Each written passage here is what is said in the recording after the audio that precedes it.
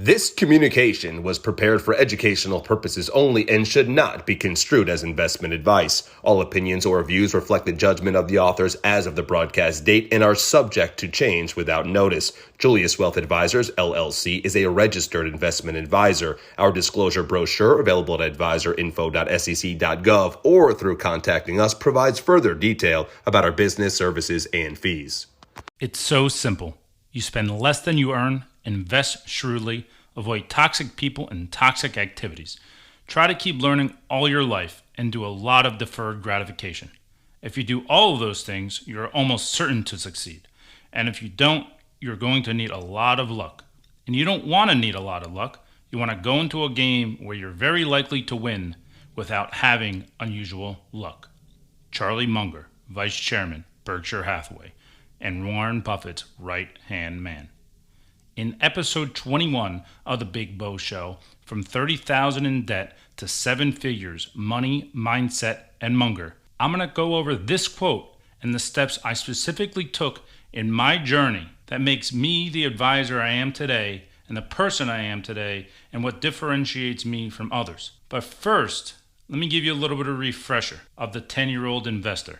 You see, when I was younger, I came from a divorced home where we ended up losing our home, and luckily my grandfather Julius, who I named Julius Wealth Advisors after, was able to purchase my family, my mom, my brother, and my sister, a home. And he used to come over my house and turn off my cartoons, turn on CNBC, and taught me finance and investments and math from a very young age. He bought me 5 shares of Goodyear Tire and 5 shares of Pepsi, which got me hooked when Pepsi doubled, split, and spun out Yum Brands.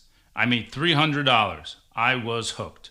I then read my first book about Warren Buffett when I was 14, and I loved what he was about with him and Charlie Munger's philosophy. I played football, I got a full scholarship to Lehigh University, and I majored in finance, worked at many major corporations in Pricewaterhouse, Morgan Stanley, JP Morgan, managing portfolios from nothing to over $20 billion in top-rated funds. All the time, I was focusing on my long-term vision of starting my own firm one day to bring what I learned to others. To do this, I knew I had to build my net worth, which was literally started with $50 in my bank account and $30,000 in debt, to north of 7 figures. But you might be mistaken thinking the show is about me and my story. It isn't about me. It's about you. How can I share my history, lessons, and knowledge with you to propel you forward? Because at the end of the day, to me, that's what life's about. Giving and sharing with others, lifting other people up.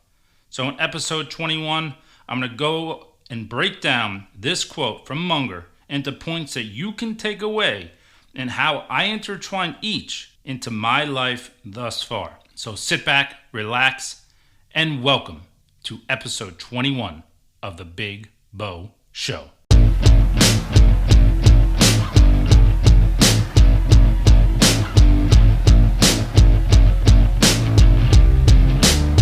Let's take a little flower and turn it into a tree. 'Cause we're harnessing the power that has been passed down centuries. Life in a game, fortune and fame. You're gonna win over time, you know. It's hard to attain, but you're on your way. You're listening to The Big Bo Show. Brought to you by Julius Wealth Advisors. All right, let's get after it on episode 21 of The Big Bo Show. We're going to break down that quote, money, mindset, and Munger. We're going to break down the quote from Charlie Munger. And the first part of that quote is spend less. And by this, to me, it's all about learning to say no. See, as you start to make more money and get discretionary income, it's tempting to say yes to every opportunity. Expensive dinners, bigger houses, buying that brand new Mercedes. But the only thing that spending money on luxury goods does is prove to the outside world how much money you had before and no longer do. You see, I think that's kind of comical. Everyone sees people driving those flashy cars, wearing those nice clothes, and when people say, oh wow, look at what this person has, my comment is, you aren't proving what you have. You're just proving that you just spent $60,000 on a car and now you have $60,000 less. You see, when you grow up without money, it gives you a greater appreciation for frugality. You've heard me talk about the Miami Heat before, but I always think about Giannis Antetokounmpo when I think about wealth and frugality. See, Giannis grew up in poverty in Greece, and today he has an NBA contract worth $228 million. However, there was a funny video floating around the internet a few years ago showing Giannis raiding a fridge of free water bottles provided by the NBA when they were in the COVID bubble in 2020. And my Miami Heat, we made it to the finals, but we lost. A reporter asked him about this, and he said, there was a fridge with free waters, and in the hotel room, I had to pay $7 for a water. Why would I not get free waters? I had to get those waters, man. So it might seem comical to people or interesting to people that Giannis, multi-millionaire, is getting free waters versus just taking the waters from his room. They're going to cost him $7. However, he understands what it's like to come from nothing. If you say yes to everything, you'll never get a handle on your spending. You don't want to say no to everything, but you want to be very constructive on what you say yes to. And I'm willing to bet that that high-priced item won't fill your happiness void. It'll be very hard for you to see a good return on that investment. And that brings me to point 2. Then you earn. Spend less, 1, then you earn, if you break down that quote. And this also relates to, but don't take no for an answer. Learn to say no, but don't take no for an answer. While it sounds obvious, but it's worth noting, yeah, you can spend less, but again, listen, we all have one life. We have to enjoy life. But the most important thing that you can do to build your wealth is not to increase your savings rate or reduce your spending. It's to make more money. You see, after my football career ended, I landed a solid job at a Big 4 accounting firm. Could I have just switched on cruise control and put together a decent life on an okay salary? Sure. But this is a story about how I went from $30,000 in debt to 7 figures, not how I lived a comfortable life. In my professional career, I've always pushed for more. Always pushed for more. I kept my eyes peeled for better opportunities. I networked like crazy. I spent years studying for what is known as a very hard exam in the CFA because I knew how much it would help my career, my earnings potential, and my family. I worked my way up the corporate ladder, making more and more with each promotion, but on the way, I faced plenty of friction. I faced a lot of no's, a lot of doubters, a lot of rejection, a lot of uncertainty. But you know what I did? I pushed through it. I don't take no for an answer. And I'll give you a perfect example. When I worked at a large investment firm, we created one of the first wealth management platforms out there. I was the 4th person that was hired. I learned everything I could about it. And then another large wealth and investment firm wanted to build it. I hopped on this opportunity. I was one of 4 people in the industry that actually knew how to build this. Took it from nothing to $20 billion in assets. Still faced doubt, constant friction. I wanted to manage portfolios, networked, show people what I know, took on extra opportunities that weren't necessarily in my job title, but opportunities to prove to people that I actually know what I'm doing. Give me a shot. Took on managing those portfolios. Then I wanted more. I always had a dream of managing a fund for a large investment firm. But whenever I'd ask people, hey, I want to do this, they'd say, you don't have the background, you don't have the pedigree. Well, I'd say, well, how do I get the background if you don't give me the opportunity? So I kept on networking. I said, what do I need to do? Go get your MBA, go get your CFA. Ended up getting my CFA, networked more, met people, constantly kept my eye on the prize. Then an opportunity came and I got the interview for my dream job. And in that role, I ended up getting it. I talked with the head of the fund. We hit it off. He knew I knew stuff. He also liked me. I was into football, fantasy football. and I ended up landing that role. I did not take no for an answer. I did not take the doubters, the people that said I didn't have the background, I didn't have the pedigree. I didn't take that for an answer. I kept on pushing for more. You see, when you come from nothing, work ethic isn't an option. When your back is against the wall, you can only go forward. A lot of people, unfortunately, the second they hit some sort of friction, they stop. If someone tells them they can't do something, they accept that. This is especially true when you have a safety net or a cushy plan B. Maybe there is a plan B, but you have to act like there isn't. What do other people know about you that they can think you can't do something? Prove the doubters wrong. Listen to their feedback, but prove them wrong. Have a chip on your shoulder. Success and financial gain in your career requires a certain amount of hard-headedness and perseverance. Always push for the next thing. Get back down 9 times and get up 10. Life-changing life doesn't fall into your lap. It starts with your own mindset. So there are the first 2 points. Spend less than you earn, as Charlie Munger said in the beginning. Learn to say no, but do not take no for an answer. So now we're going to take a quick break, and when we get back, I'm going to go over 3 more points, breaking down these quotes and how I intertwine them into my personal journey to help you move forward.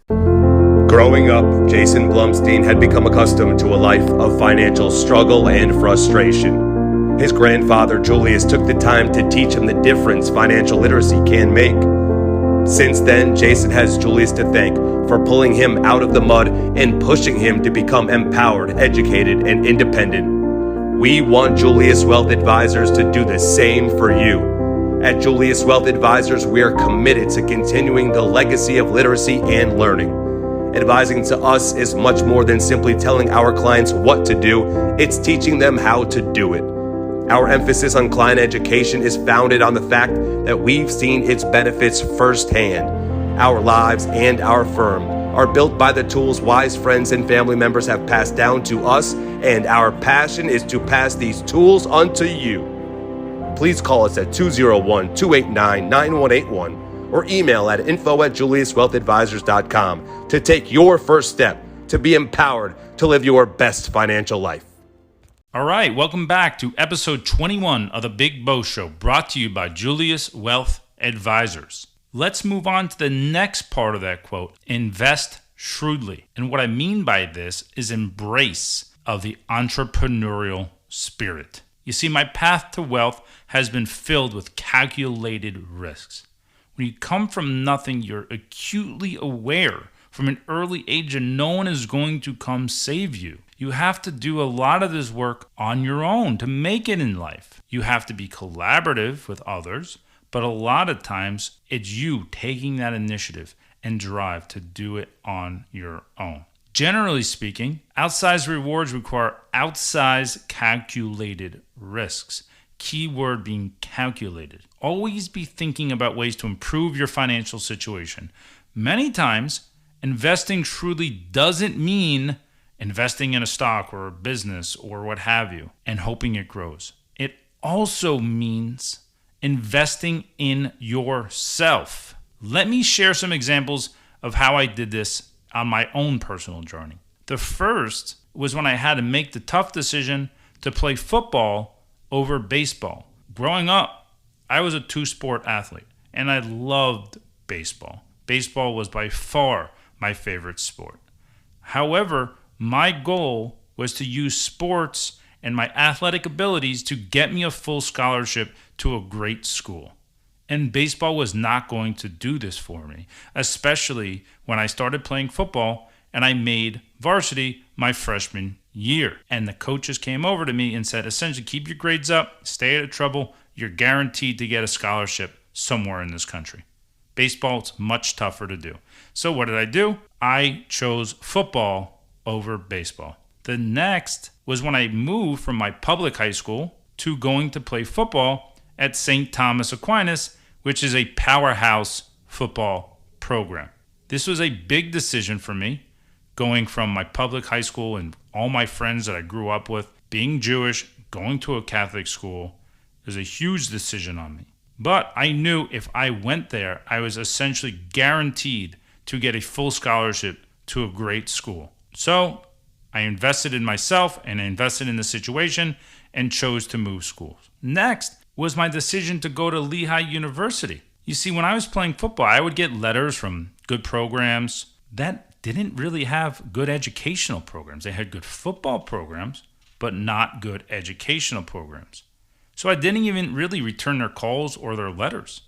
And when I would get that opportunity to speak to a program that had not only good football, but also a great education, I pounced on the opportunity. And that was Lehigh University for me. Then you switch into saving and investing. After I graduated college, most people, you want to go out, you're making money, you're spending money, you're having a good time. Not me. I knew you needed to invest shrewdly. So I started saving and investing my money as a mandatory expense from my first real paycheck. The more money I made, the more I saved. The more I made, the more I invested. There were years where I was putting away almost 50% of my salary into saving and long-term investing. Then I got my CFA, as we discussed prior. And while Wall Street tries to think they can always outsmart people, when you saw the financial crisis or people telling you to do this or do that, I would always focus on investing shrewdly and the philosophy of Buffett and Munger to just own great businesses at fair prices or highly profitable businesses. And putting that money away from time and having the discipline to do it and following that investment philosophy, investing shrewdly, blocking out the noise, is what helped propel me forward. And this allowed me to get to the point of my ultimate calculated risk of starting Julius Wealth Advisors. For me, this is where not only does my earnings potential really change, but I can set up other people. I can share my knowledge with others and also, more importantly, help out my family for generations to come.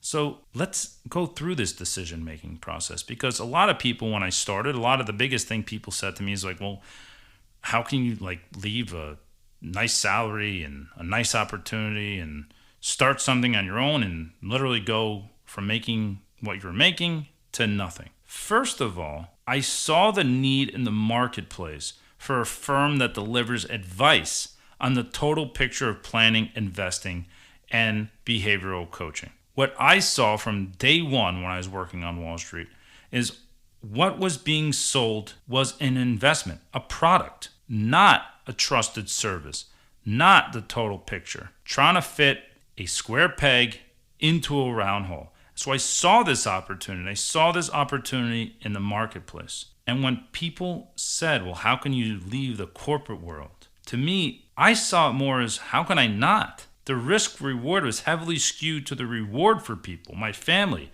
and myself.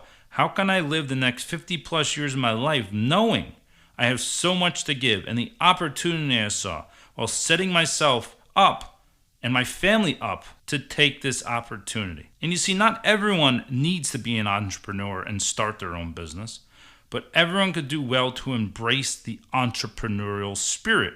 Because at the end of the day, what I try to focus on teaching people when it comes to their mindset is when you're investing, you're not investing in this fictitious thing of the quote-unquote stock market. You are investing in businesses. You have to embrace this entrepreneurial spirit, in my opinion. Always be thinking about ways to improve your financial situation. How can you invest in yourself and have money to make money on your money? Now let's move to number 4. Avoid toxic people and toxic activities while learning your whole life. And to me, this is all about being adaptable. While I always played on teams and people told me to put your team first, I always lived by be team first, but make sure that team aligns with your goals. It's okay to be team first and be on a team, but if you're on a team that's not going to move you forward and is holding you back, well, you have to understand that this team is not going to align with your ultimate goals. Additionally, From my experience, great learning comes from getting comfortable being uncomfortable. Now, let me explain from my personal experience how this all relates. Again, going back to St. Thomas Aquinas, my local high school had great teammates, but that team's goals didn't align with mine. I was starting both ways on varsity as a sophomore, playing offensive tackle and defensive end, but ultimately, the team wasn't going to get me to where I needed to go. I was a big fish in a small pond. Big deal. I embraced learning, embraced growth. I wanted to go to a team that I knew was better than me to lift me up and then have myself move that team collectively forward. So I ended up switching to a much better team and a much better opportunity. When I stopped playing football, I got 2 herniated discs in my back, and they wanted me to have back surgery to correct this when I was at Lehigh. However, that didn't align with my goals, and they showed me that they weren't necessarily great teammates with the way that I got injured. Having major back surgery when I was 18 years old, at this point in my life, I realized, listen, you have 2 herniated discs in your back, you're going to Lehigh, the odds of you making the NFL at this point is not great. However, you ultimately came here for the great education. And my grades when I was playing football, honestly, they were slipping. I mean, playing football and going to a good school, it's like having 2 full-time jobs at once. So I ended up making the decision to stop playing, not have that back surgery, and focus on my education. And doing this, I ended up going from having not great of grades to making dean's lists every single quarter post. The next example is leaving my last 2 opportunities, my last 2 jobs to start this firm. Not some of my immediate teammates, but in a lot of those situations, there were people that I interacted with that, in my opinion, were toxic. Their values did not align with mine. Their goals did not align with mine. And to me, it didn't matter how much money I was making. I was miserable because I was with toxic people doing toxic activities that brought me down. So you have to be adaptable. You have to get comfortable being uncomfortable. Uncertainty breeds creativity. When you come from significant financial means, you can afford to sit back and potentially be comfortable or simply put life on cruise control. But being comfortable often leads to bad habits, that quote-unquote expression, fat and lazy. Embrace being uncomfortable. You might not be quite sure of what's next, but if you stick to your core values, your goals, and attach yourself to people and situations that are aligned with yours, you're most likely to succeed than fail, as Charlie Munger pointed out. This is what I have experienced. So let's move on to the next point. Point 5, deferred gratification. Or to me, it's adopting a long-term perspective. When you don't have money, you don't have the luxury of squandering your assets on short-term gratification. You have to constantly look to build because you're starting from such a place that is so much further below everyone else. And you cannot play the short-term game. I talked about how I owned my first stock shares at 10 years old. Pretty early on, I realized that long-term potential of these investments. As in the Pepsi example, as I mentioned, those shares doubled and split and spun out Yum Brands. That was over the course of 3 years. When I was younger, I thought it was 3 months, but when I look back, it was 3 years. That's a long-term perspective. To grow your wealth as an investor, you need to take on the long view. And I'm not talking about days, I'm talking about decades. Much of my practice at Julius Wealth Advisors revolves around these strategies to build long-term key sustainable wealth. The key is sustainable.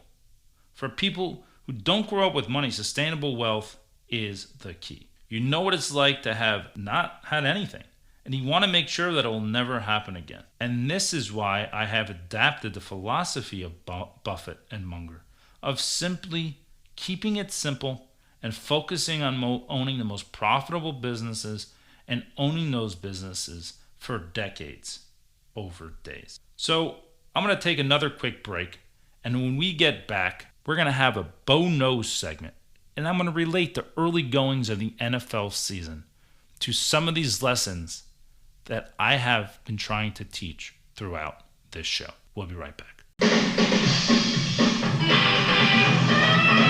knows baseball. Bo knows football. Bo knows basketball too. Bo knows tennis? No. Bo knows race. Bo, you don't know Disney. All right, welcome back to episode 21 of the Big Bo Show. From 30,000 in debt to 7 figures, money, mindset, and Munger. Brought to you by Julius Wealth Advisors. We're going to go to our final segment, a segment we all know and love, the Bo Knows segment. And I'm going to relate all the 5 points that I talked about earlier about the early season in the NFL. We're 2 weeks in, and we're going to talk about the importance of not writing off teams, just like it was the importance of not writing off yourself, investing in yourself, investing shrewdly, saying no. Those 5 points that we talked about earlier. So let's look at a few teams in the NFL. And the first I want to talk about are the Jets. And again, mind you, I'm a Dolphins fan, so I'm a little bit biased because I grew up, let's just say, not liking the Jets very much. So I'm a little bit biased with this, but I'm going to try to be as partial as I can. And we all know, if you're following the season, if you're an NFL fan, or probably not even that, you probably know that Aaron Rodgers was brought to the Jets to try to win them their second title. There's a lot of hype surrounding this. And what happened in literally the 4th play of the season, before Aaron Rodgers can even complete one pass as a Jet? He blows out his Achilles, and the season is over. Now, is this the end for the Jets? Living up here in the Northeast, everyone that's a Jets fan, oh, the season's over. Everyone says, oh, the season's over. You don't want to write them off, in my opinion. In my opinion, the season is not over for the Jets because it's a team. They have a good defense. They have good receivers. They have good running backs. And is Zach Wilson their new quarterback, Aaron Rodgers? Of course not. But to me, neither was Mark Sanchez anywhere close to as good as Aaron Rodgers. And they won with him. They almost went to a Super Bowl with him. And you're telling me Zach Wilson can't be as good as Mark Sanchez when the team is essentially built the same way as when Mark Sanchez took them almost to the Super Bowl with a strong D and a strong running game? Give me a break. I think the Jets will probably do just fine. Hopefully they still go 0-2 against Miami Dolphins, though. So here you go. You see the importance of not writing someone off early and thinking about the long term. The next is the Vikings. The Vikings started off 0-2 after going 13-4 last year. They're one of the better teams in the league from a record perspective. However, if you broke down their wins, last year 12 of their 13 wins were by less than 7 points. Yes, you heard that right. 12 of the 13 wins were by less than a touchdown. They won all their close games last year. And so far, they lost both games by less than 7 points. So all now they're doing is losing their close games. Pretty simple, in my opinion, to reverse that, which they have done before. So do not write off the Vikings early in the season. Adapt that long-term mindset, deferred gratification. On the flip side, and you heard it on my last episode, episode 20, where I made the bold prediction of my Miami Dolphins going to the Super Bowl for the first time in my life. On the flip side, the Dolphins are 2-0. They need to stay focused, as 2-0 is nothing special. They need to stay focused and not avoid toxic people and toxic activities, and continue to learn from their mistakes to continue on this path to getting to the Super Bowl, which I predicted. So you see, it's the same with people and wealth. An NFL season is long, and so is life. We all start at different times, start with different advantages, start with different disadvantages, and experience momentum at different times. The important part is to not write off yourself or others around you based on what they say and their backgrounds. Don't get discouraged if you hit bumps in the road. Stay focused, invest shrewdly, invest in yourself. Deferred gratification. Trust the course, trust your game plan, trust your core values, and find a good coach who can get you through. So let's wrap up episode 21 of the Big Bo Show. Taking $30K in debt to 7 figures, money, mindset, and Munger. And what did we learn? We learned to break down a quote from Charlie Munger to learn to say no. In his quote, that means spend less. But don't take no for an answer. Spend less than you earn. That's the then you earn part. Embrace the entrepreneurial spirit. Invest shrewdly. Be adaptable. To me, that's avoiding toxic people and toxic activities by trying to keep learning all your life. And importantly, adopt a long-term perspective. Do a lot of deferred gratification. If anyone has a similar story, I'd love to hear about it. And I'd love to learn about your experiences. I'd also love to learn how my experience is propelling you forward. So reach out to us at Julius Wealth Advisors, info@juliuswealthadvisors.com, 201-289-9181, or visit our website, www.juliuswealthadvisors.com. So that concludes episode 21 of The Big Bo Show, and I'll end this show as I end all the other shows. Always live a life of integrity. Always obtain knowledge. Learn as much as you can. Keep learning. And always live a life that you're passionate about. Until next time, all the best. Thank you for tuning in to The Big Bo Show.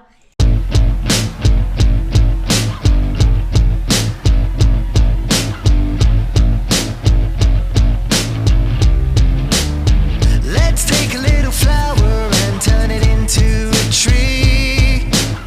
'Cause we're harnessing the power that has been passed down centuries. Life in a game, fortune and fame. You're gonna win over time, you know. It's hard to attain, but you're on your way. You're listening to The Big Bo Show. Brought to you by Julius Wealth Advisors.